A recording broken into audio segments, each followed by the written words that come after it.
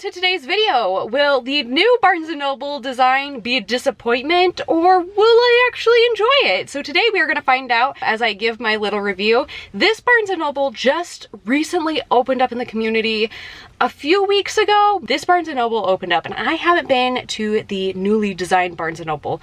Mine is still the older style. So come on, let's go check out this Barnes & Noble and see what it's all about.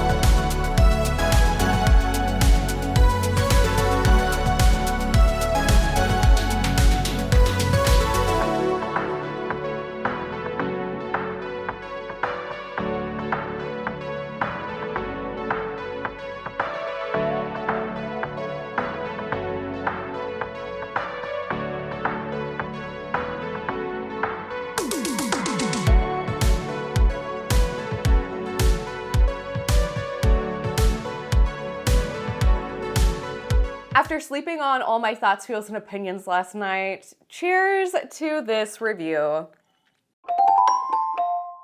So here are my first impressions of Barnes & Noble. When I walked in, I noticed how new it smelled, obviously, because this Barnes & Noble opened up a couple weeks ago. So it was bright, new, and crisp, and there's just something about a new, fresh store that I just love. I noticed how tall the bookcases are, the light was bright, there were a bunch of tables at the front of the store, so I was trying to not trip on them, trying to figure out where I'm going.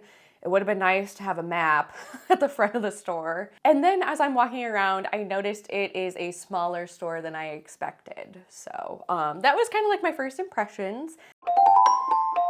So let's get on to our pros. While this list may be small, here's some things I enjoyed about the store. I did love the tall bookshelves, and I loved how bright the store was. I did enjoy the stationery section. I'm always a sucker for stationery, so I love looking at all the notebooks and fun things like that. The customer service was friendly. The help that I received was awesome, and the cashier was super friendly at checkout. Customer service, a 10 out of 10, would highly recommend. That's about it. For my pros list. So let's get on with the cons. Let's be real. Like I said, I tried to go in with an open mind, but it became increasingly annoying being in the store, especially when I was walking around trying to figure out what section was where. There's no specific aisles. So in my Barnes & Noble, we have aisles and rows of books.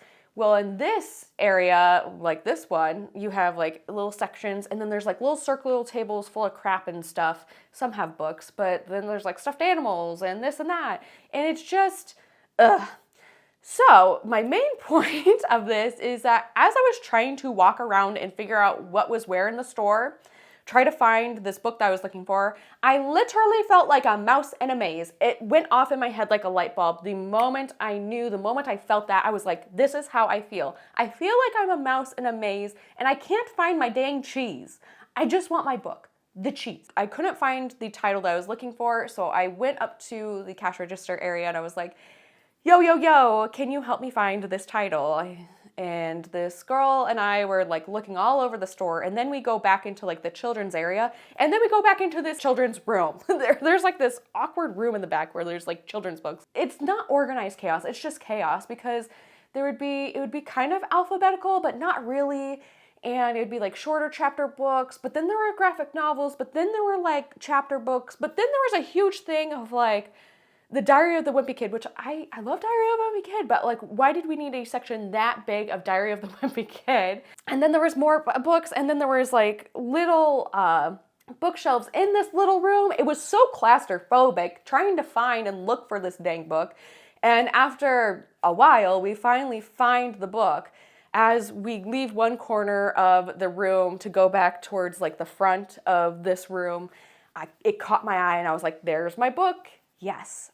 There was also no coffee shop or cafe. Obviously, this store is way smaller than my Barnes & Noble that I have here locally with the cafe. There is no room, obviously, for a cafe in this Barnes & Noble. Like, there's no way. I mean, if they took out the stationery area, we could have like a little cafe Starbucks-y thing there. So I was a little disappointed that I couldn't get a little treat yourself drink and roam the store. Here is the only chair in the entire store that I could find. But it was like a rotating chair. Like one person sat down, another person got up, sat down immediately. It was just like kind of like musical chairs. There was a little chair over in the kids section. I didn't get any footage because there was a mom and a grandma and like 3 little kids. And this one little girl, she had all her books out on the floor. It was so cute. So there was a chair over in the kids section, but besides that, there's only like one chair in the joint. So overall, what am I going to star rate the new Barnes & Noble? I'm going to give it a 2 out of 5. It wasn't the worst bookstore that I've ever been in. I think the customer service made up for that experience because me and this girl were just like, where in the world is this book? It made it fun. It was enjoyable. I do like exploring new bookstores, so it was fun to roam around that store.